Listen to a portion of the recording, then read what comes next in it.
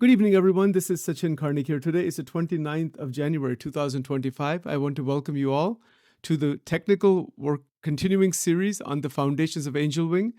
Today is part number 12 on the 29th of January, 2025. And we are continuing to examine the Foundations of Angel Wing book. And this is actually the text which is quite dense regarding navigating the self, the multidimensionality perspective on individual identity. I'm not going to go through this right now. We'll get back to this a little bit later. But I have just some foundational slides to better understand these ideas because this is quite dense, actually. First of all, there is something called self-psychology. Self-psychology examines individual identity through cognitive and affective portrayals. Let's be clear about this point. There's the professional field of psychology, and then there's the amateur field of psychology, obviously, just like anybody else who wants to study it. So self-psychology is a study of who am I, the study of the self, the study of identity. But it does so by examining individual cognitive portrayals and affective portrayals. So for example, I'll give you some simple examples. If Sachin writes an essay about my day today, what did I do today? What was I thinking today? Just my thoughts for the whole day. That would be the cognitive portrayal of the act of my mind for today. That's all that would be, to whatever extent I've described it. That's what's called a portrayal. An affective portrayal is the portrait of, it's the description of, the writing of, or even the analysis of emotions. So therapists do this all the time. They examine emotions of people, they get them to express them, things like that, right? So there's the cognitive and the affective portrayal, which are two big streams of researchers trying to get at the concept of the self, or trying to get at the reality of what makes oneself, essentially. Right? So that's first point here. The second point is that the self is both the observer and the observed. This is a concept that the philosopher J. Krishnamurti talked a lot about, but it's not new to him necessarily. This has been around for thousands of years in many different contexts. When I consider myself as an observer, that I am Sachin, I have a sense of integrated of who I am. There's an integrated sense. And then the observed, the me. So what is the difference between I and me? I is just the sense of, there's that sense of just existence from a more spiritual sense. But there's also the sense of the me, the ego, the one that says I am, the identified phenomena, that I am Sachin. That would be I. Me would be what? That this is me. So that this body is mine and this is me. So the mind comes from the me. The me is the observed in this sense. It's a little bit interesting. They're very close together. They're not really all that separate from each other. Now, this I, the me, and the mine are three different words that are used that are all connected to our individualized sense of me, the I, the ego, ego. So I can say, I am Sachin. That's a name that the psychological ego has been identified with, and it solidly holds on to that this is who I am, Sachin. Let's just use that as an example. But in reality, that is a name given to the body, which the brain, the mind, the sense of our internal development of the ego identifies that this sound vibration, Sachin, that is this body, which is actually, I can say, this is my name. That means that the name and I are different. Now, even when I say this is my name, that sense of I if you don't use the spiritual context, you can simply say that is part of the greater identity domain of the ego, that this is who I am. So I am is existence. I exist. It's like what Descartes said, cogito ergo sum. I think, therefore I exist. All right? But when we say me, when we use that word me, what are we talking about? It's the observed, it's the body, the mind, the emotions, everything that is part of that I, or everything that the I is identified with, is called me. That this is me. You said this to me. Let's use a simple example. Somebody says something nasty, and then what do we say? This person said this to me. You said it to me. We don't say, you said it to I. We don't use that expression linguistically. You said this to me? Why do we say me and why not I? Okay, now there's, of course, there's grammatical reasons behind it, but the grammar also stems from the way our brain, our mind, etc. work, and the way that the sense of identity works. So the I, the me, and then the mine.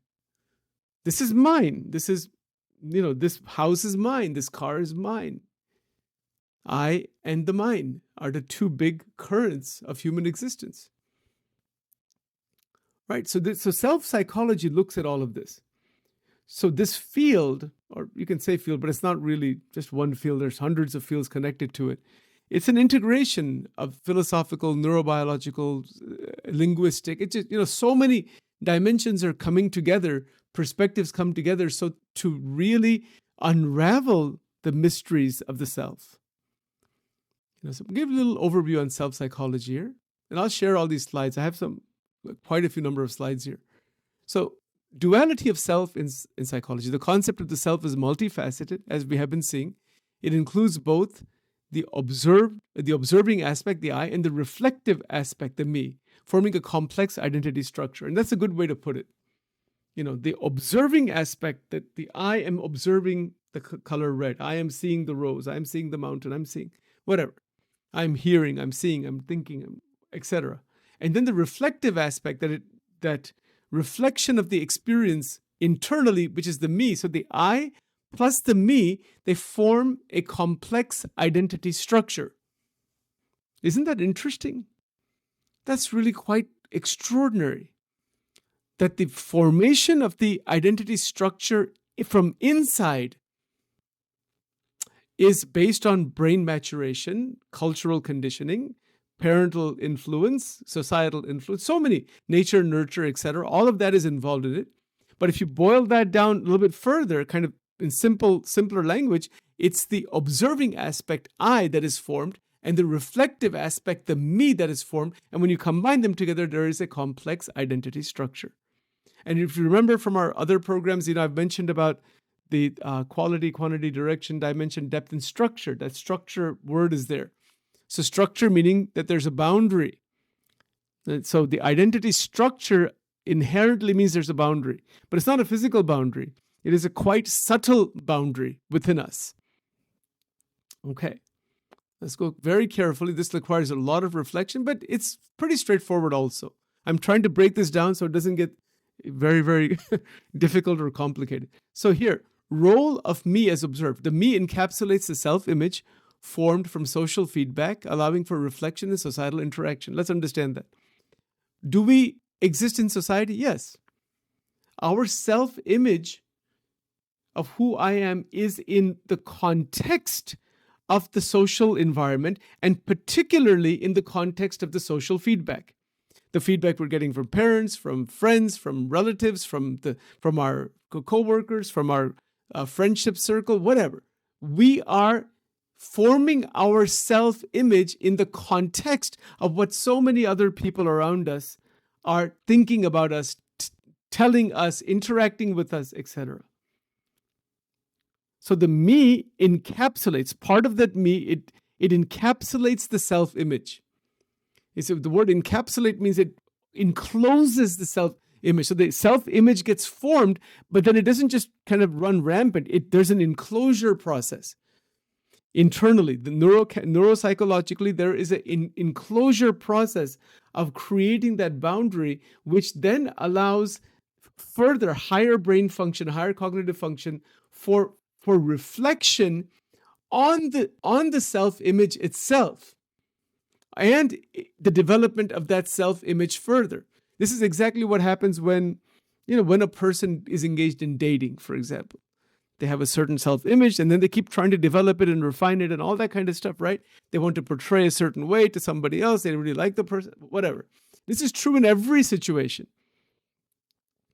So technically, we can say that the self-image formation process is a neuropsychological phenomena, at least at one level. It could be much more than that, of course, with consciousness and all, but we'll leave that aside for now.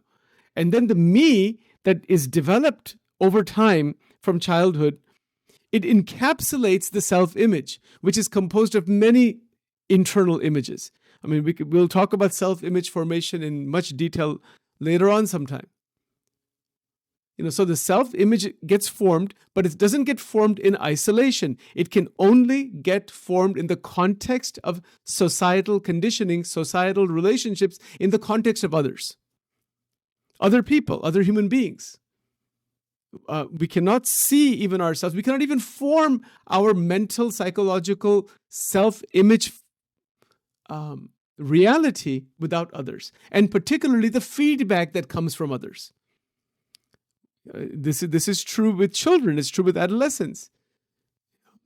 So the need to fit in to a group.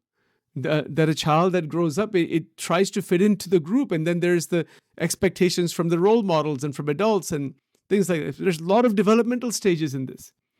So just in this one sentence, there's maybe 1,000 psychology texts are in that one sentence only. The me encapsulates the self-image formed from social feedback, allowing for reflection and societal interaction. Right? So reflection goes on.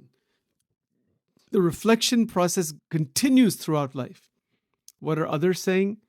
How am I seeing myself? How are others interacting with me?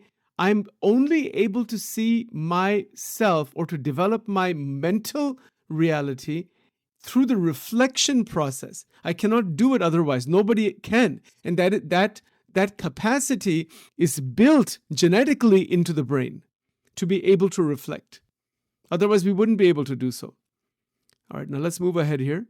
Role of I as observer. The I represents the active, subjective experience of self, shaping one's personal identity through conscious thought and actions. Of course, the I is subjective.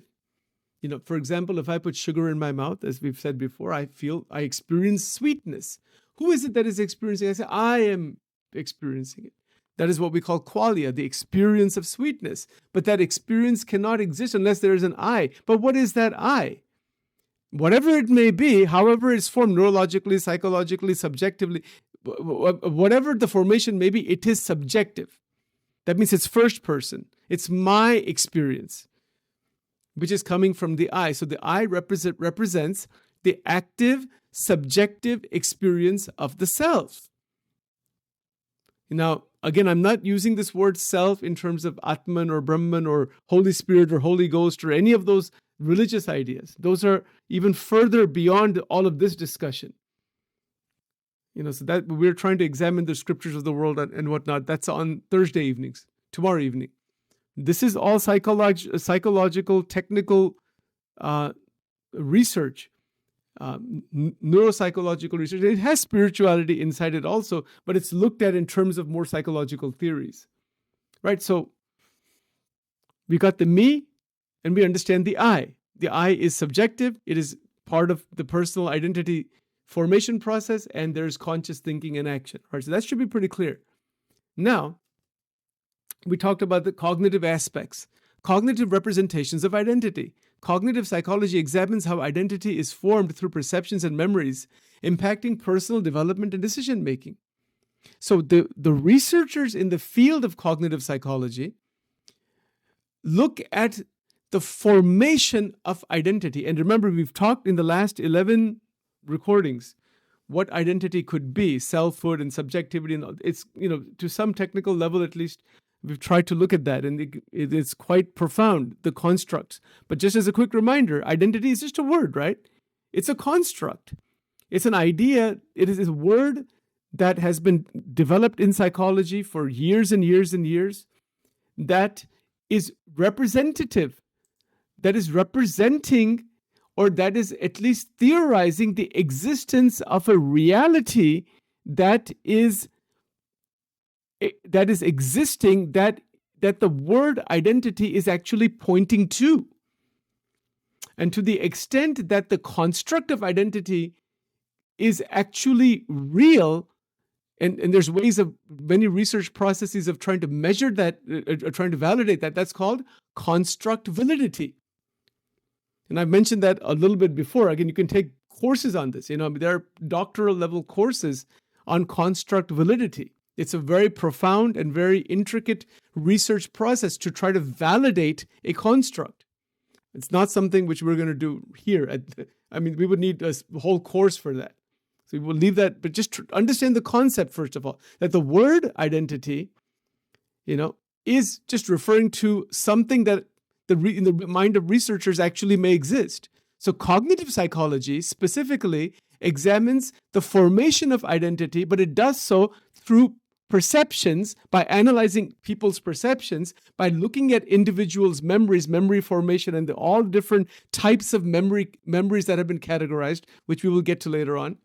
And so when you combine both of these, what does cognitive psychology look at? It looks at personal development, how personal development is impacted by, how it is influenced by perceptions, by memory formation process, which also is connected to the self-image process and an image processing ability for others. So we form images of others, and we also have image of ourselves. So there's the image formation mechanism or image formation machinery, and then there is the phenomena of perceptions and memory formation machinery. And machinery, don't take that literally. It's not a physical machine like a mechanical machine, but it is a neurobiochemical mechanistic process at work that has been identified to a large extent. But there's more to it than what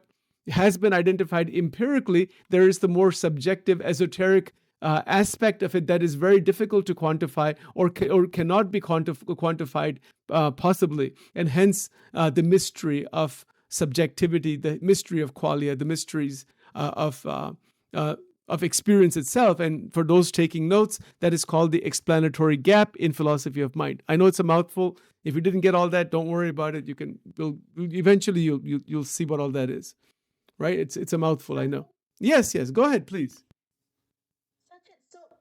So can we say that we are trying to establish the I through the me? So actually the I and the me and the mine are all together. These are words we use to interact with the pluralistic world. So for example, when I say that this is my shirt, I'm saying that in terms of the possession capacity, that I'm the possessor of this. So the I is still involved in that. The I is at the root. So I would say that the I is at the root, and then from that springs the me, and then from that springs the mine. Good question. I is at the root. If I don't have any sense of me, if I don't have any sense of I, then there cannot be any sense of mind, and there won't be any sense of me also. So Shuparna said a good thing about me. So that me is another springing further of the phenomenon of the I. The I is at the very root, but what that is the biggest mystery itself. Okay, I think I'm getting it. If you say if I switch that around and say Sachin said something good about me, that experience of what you said is because of the I. Yes, exactly. Because if there was no I, there would not even be the experience of the me. Right. Right. And if you want to use the Sanskrit word, that is ahankar, Ahamkar, or sometimes there's an N sound there, Ahank. So that ahankar, the word ahankar in the Vedanta, is exactly what this I is referring to in psychology. It's exactly the same idea. Right. So it's not the I that I'm the soul or the spirit or the divinity or any. That's a different level altogether. And that we'll be talking about on Thursday evenings. We're talking just about the formation of the individualized identity, which is really coming from the individualized ego, which is this pronoun I, that I am. I mean, even Descartes said, I think, therefore I am, right? I mean, so that this cognitive psychology is really springing from all those ideas in philosophy. Okay, so I hope, does anybody else have any comments on or questions at all? Please do ask. I'd be happy to go into it. Okay, if not, yeah, So go ahead. ahankar can also mean pride, right? Or is ahankar not pride but ego? Did you say fried? Fried? No, like pride. Pride. Pride. Pride. So see, pride. Yes, you could say that. See, actually, I have to think about that a little bit, because, see, pride is a type of emotion in some sense, So it's the manifested emotion that comes from the ego due to certain accomplishments or certain position status in the relative societal context. So That is not what Advaita would say ahankar. Yes. So the ahankar is the I. That it's the root I. Yeah. It's the ego, right? So yes. But as far as pride goes, there's another Sanskrit word. I'm just not remembering it right now. There's other words in the Sanskrit language and in other traditions also, that are accurately describing what is meant by pride. You see, so because psychologically, there's a lot of study of pride. You can be proud of your children. You can take pride in your work, or like the armed forces, that they're very proud about their accomplishments. That's looked at in a very positive sense. So there's a value laden phenomena as to what is meant by pride, but it can be used in a very negative sense also, that the person is just full of himself, and there's just a lot of ego, and so it's pride. But that pride is coming in a very self-centered way. So there's these connotations and these distinctions on how that word is used in context. So every word is used in context. That's why we're doing this at this level, which we cannot do in other formats. People will be lost very quickly. It's very technical. That's why this time is specifically set up just for this reason. Right. So, okay. All right. So I want to be clear. I'm going to move ahead a little bit. So just check on timing here. Just a moment here. So it is 7:25. So I'll spend another 5 more minutes on this and open it up for conversation. Otherwise, I'm happy to keep going. But as I mentioned before, if I just keep going, all of you, you might just feel like it's just too much all at one time, because it requires a lot of reflection. All right. So cognitive psychology is an area, a professional area. Cognitive psychologists, they're looking at identity formation process by examining perceptions and memories. Well, what are perceptions? Well, I'll just use myself as an example. I have my own memories and perceptions. I have my own perceptions of my parents, for example, my immediate family. I perceive them. I have a certain view of them, things like that. Again, perception is another massive area of study. And then I have my whole memory structure from childhood, where those individuals in the immediate family are part of my memory structure. So because they're part of my memory structure, my perceptions, etc., are involved in the formation of who I am in the context of the immediate family and many others.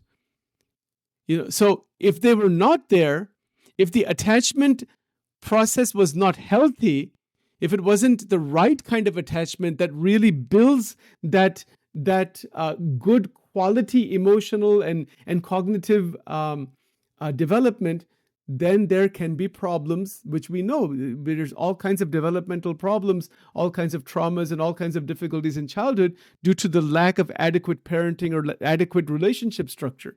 So the formation of the ego has to be developed in the most healthy way, where identity is developed in a healthy way, because that's what's going to impact personal development and eventually in life decision making. So again, the concept of health, and then on a continuum to non-health, or very low quality health. So that's another construct.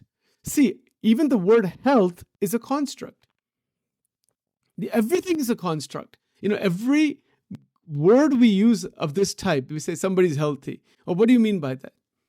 But that's an idea. It's just an idea that was developed over hundreds and hundreds and hundreds of years, right? So when we examine the development of the human mind, the development of identity, in terms of cognitive psychology, there are the cognitive representations of identity. Now, that's another interesting point. What is that?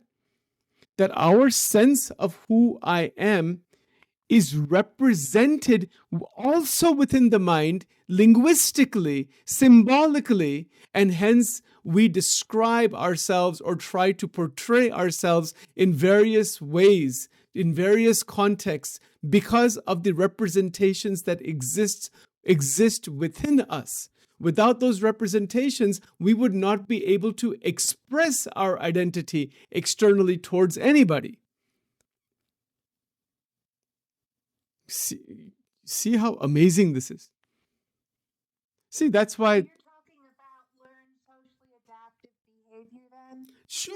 Sure. Socially adaptive behavior, but then there's also learned socially maladaptive. Again, that's another construct. Who defines what is adaptive? Who defines what is maladaptive? Who sets the criteria for that? These are more philosophical questions. Like, for example, if Christina, you're saying that, well, there's adaptive behavior. Well, there's a way that has been conceptualized in the academic community. If you go into Google Scholar and other places, you can find thousands of articles that really show what is the theoretical and research-based behind even what is meant by adaptive behavior. So when we say socially adaptive behavior, adaptive in terms of what? In terms of which criteria, which society is more adaptive, and based on whose pattern? I mean, for example, if someone is brought up in a very strict religious community, like let's say the Amish that are here in Pennsylvania, the children, they're brought up in that pattern, right? Okay, so they have to develop in that pattern. There's no choice. That's true with someone brought up in an Islamic community or a Christian community or an atheistic community, or a group of people, or the immediate family has a certain belief system that is coming from generation to generation. That's the whole conditioning phenomena. But when we say socially adaptive process, yes, we cannot develop identity without the society, without whatever the society may be. But the bigger question would be, what is truly adaptive versus non-adaptive? You see, so adaptive, one way to think about this, the way the clinicians think about it, is that adaptive behavior is where one can function in a very healthy way, where the subjective experience of pain and suffering and internal conflict and all that is minimal, although there are developmental milestones and things like that. You see how much is involved in this. This is very, very profound, and it's very difficult to unravel also. That's why people get, they spend 10, 15 years studying these subjects in universities, because it's not just a few presentations one can unravel this. It's very, very profound. But at the same time, it's also very much in our experience that we can understand it, even though it may be so profound. Yes, so Christina, you're absolutely right. There is this social adaptability That's the way it goes. And that's the whole conditioning phenomenon also. No doubt about that. Now, see, this next slide here is affective portrayals. Let's talk a little bit about this, then I'll stop. I'm gone over time a little bit here. Emotional aspects of the self. Affective portrayals refer to the emotions tied to identity. These feelings influence behavior and self-esteem, impacting overall mental health. I think that's obvious. That should be very easy to understand. Affective portrayals, meaning how do I see myself? How do I portray my emotions to others and to myself? It's tied to the sense of identity, who I am. So these feelings, they influence behavior and self-esteem. Our feelings impact our behavior. They affect our behavior. And our self-esteem is very much connected to the quality of emotional flow. And then that quality of emotional flow impacts overall mental health and mental well-being. Let me stop here for now, take some comments and questions, and we'll go from there.